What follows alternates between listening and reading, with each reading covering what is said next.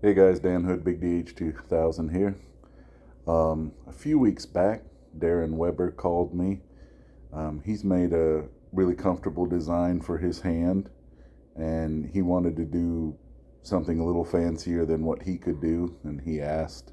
It kind of started as he was after a core, but I suggested to him that we go with a little bit more phenolic instead of aluminum with scales on it and more thin because he wanted to finish it off. So we agreed on a price, and he sent me the design, and I recommended 3/8 phenolic. Okay, for those of you who know, natural phenolic, any kind of phenolic can take quite a beating. Okay, that's just the way it is. And the agreement was I would get it to about 100 grit, get the edges knocked over a bit, as we call it. It's both a OTT and a through the fork shooter, and you guys know that I don't. I've found that you don't really need banding grooves on these things. The only thing you ever need is this little hole here, because when you go start wrapping and tucking, there's never enough room, no matter how, unless you make this stick out stupidly long and it doesn't look good, at least not in my eyes. So anyway, I took my file and put those grooves in for him, because I know those files are kind of custom and hard to come by, especially in England where this is headed.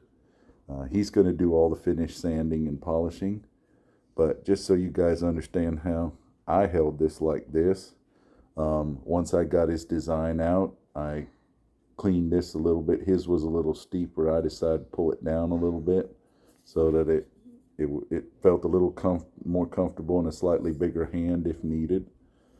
It braces nice. Okay, you can also, if you're really big enough, you can pinch grip it if you want. I don't know, I just think the brace grip feels better. This is what he wanted. It gives me a little reminiscent of the Raptor that Asa makes, but Aces are a lot skinnier. This one has a little more meat in here. For him, I guess it's more comfortable for him to hold. And anyway, I thought it was a nice design.